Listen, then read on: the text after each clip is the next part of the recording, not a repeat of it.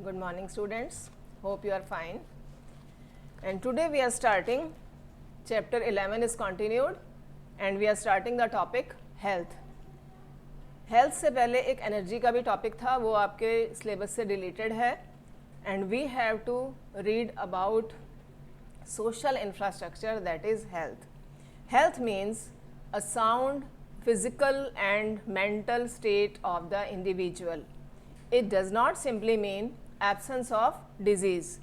Good health implies the following. तो अच्छी health, good health का क्या मीनिंग है कि फिजिकली और मेंटली फिट होना, वेल बीइंग में होना. तो गुड हेल्थ में हम किस किस चीज़ को इंक्लूड करते हैं? First, increase in overall efficiency to handle difficult task, कि हम डिफ़िकल्ट से डिफ़िकल्ट कामों को इजीली हैंडल कर सकें, इतनी एफिशिएंसी हमारी इंक्रीज़ हो. Increase in productivity of labour, labour की प्रोडक्टिविटी इंक्रीज़ हो. इंक्रीज़ इन मेंटल एबिलिटीज़, और मेंटली हम इतने साउंड हों कि कोई भी काम करने को हम घबराएं नहीं और उसको इजीली होल्ड कर सकें. तो these all are the factors which are included in good health. So now will see the development of health services after independence, के इंडिपेंडेंस के बाद हमारे कंट्री में हेल्थ सर्विसेज में क्या क्या सुधार हुए. First, decline in death rate. Death rate has come down from as high as 27 per thousand in 1951 to 6.3 per thousand in 2017. तो इंडिपेंडेंस के टाइम पर जो पर 1027 था डेथ रेट, अब डिक्लाइन होकर 6.3 रह गया. Next, reduction in infant mortality rate. What is infant mortality? जो अब 1 ईयर की एज तक इन्फेंट्स, छोटे बच्चे 1 साल की उम्र पूरा करने से पहले ही जिनकी डेथ हो जाती है, इसको बोलते हैं इन्फेंट मॉर्टेलिटी रेट. तो ये भी उस समय 146 पर थाउजेंड था, जो रिड्यूस होकर 32 पर थाउजेंड रह गया है. Next, rise in expectancy of life. Expectancy means average life. तो ये भी बढ़ी है, पहले 32 ईयर्स थी और अब ये बढ़कर 69.4 ईयर्स हो गई है. कंट्रोल ओवर डेडली डिजीजेज, जो भयंकर महामारी का रूप ले लेती थी बीमारियां, उन बीमारियों पर भी अब कंट्रोल है, like malaria, tuberculosis, cholera, small pox etcetera. These are under control at this time.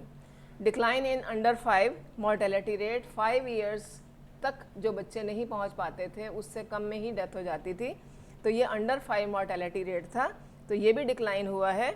1960 में 248 पर थाउजेंड था, जो अब डिक्लाइन होकर ओनली 39 पर थाउजेंड रह गया. So now will discuss about health care system in India, कि इंडिया में हेल्थ केयर सिस्टम कैसे काम करता है. इंडिया में 3 tier health care system work करता है. At 3 levels it works. First, PHC, primary health centres, CHC, community health centers, and sub centers. So first is these are small hospitals set up mostly small towns and rural areas and managed by the single doctor and ANM, auxiliary nursing midwife. ये tier 1 है.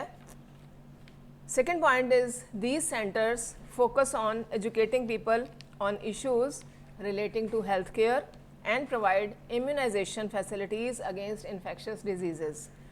Preliminary treatment is offered to patients within the manageable limits. उनको first aid देना और preliminary यानी कि उनका main treatment शुरू होने से पहले जो उनको बेसिक ट्रीटमेंट किया जाता है उसको प्रोवाइड करना.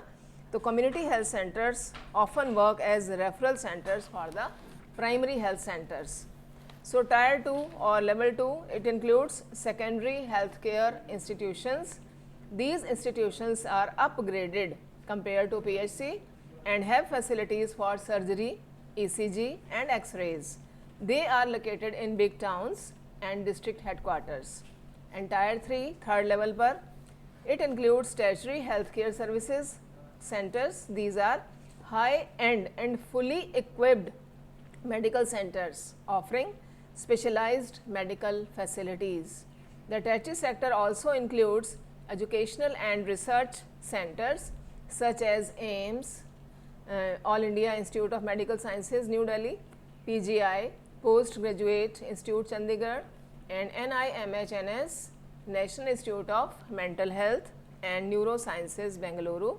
So these are tertiary healthcare centers, and these are high-end and fully equipped medical centers. Primary sector health infrastructure.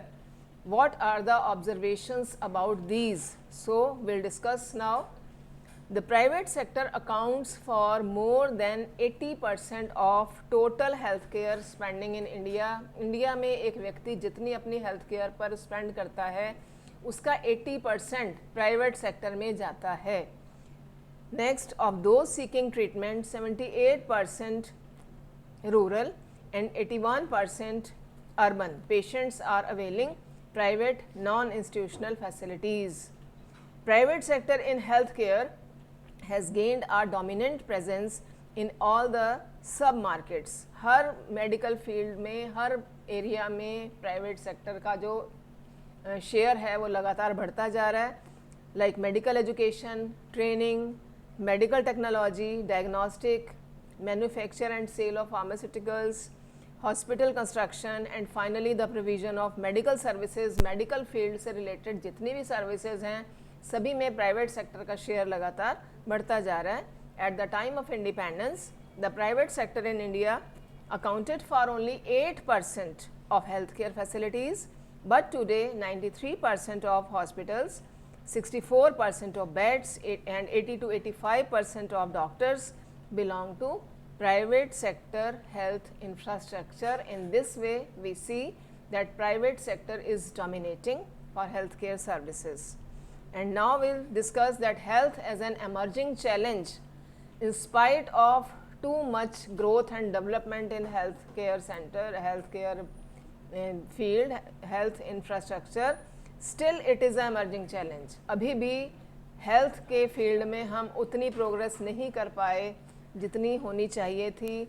हर व्यक्ति को इसका लाभ नहीं मिल पाया जितना जैसे मिलना चाहिए था.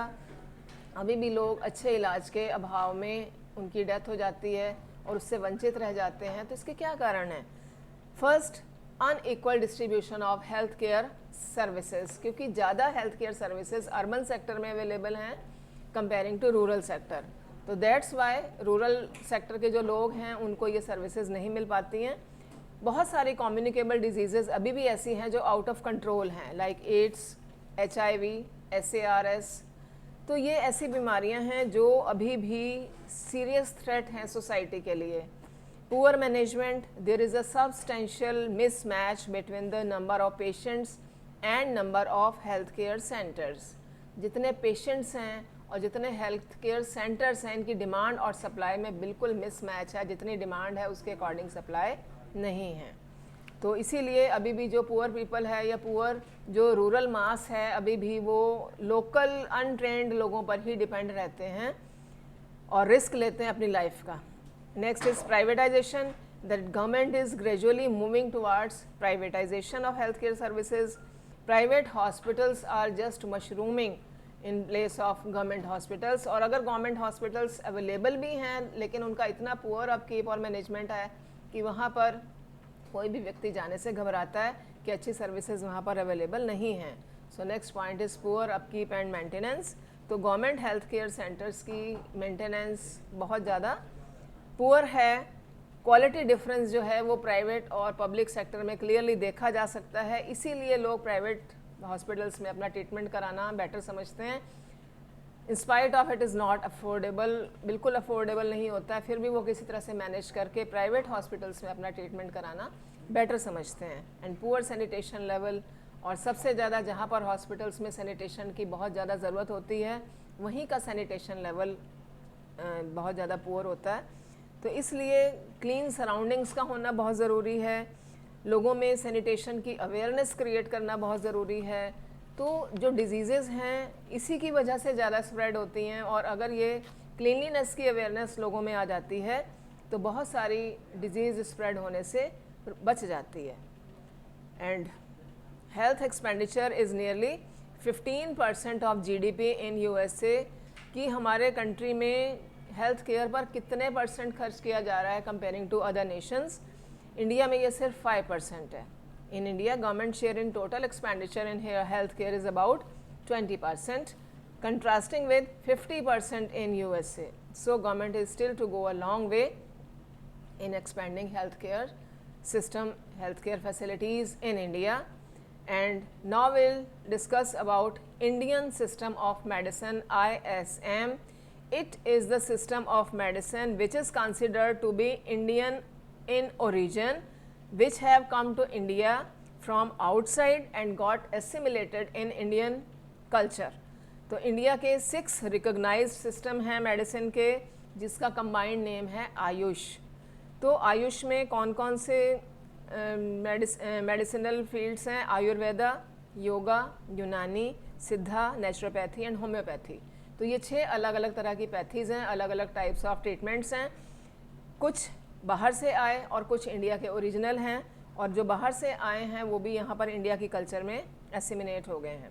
As on April 1, 2015, there are 3,632 ISM hospitals, 26,325 dispensaries, 58,020 beds and 7,44,563 registered practitioners.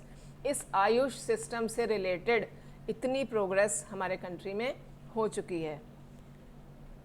So many undergraduate colleges and postgraduate colleges are established in India to spread this education in India.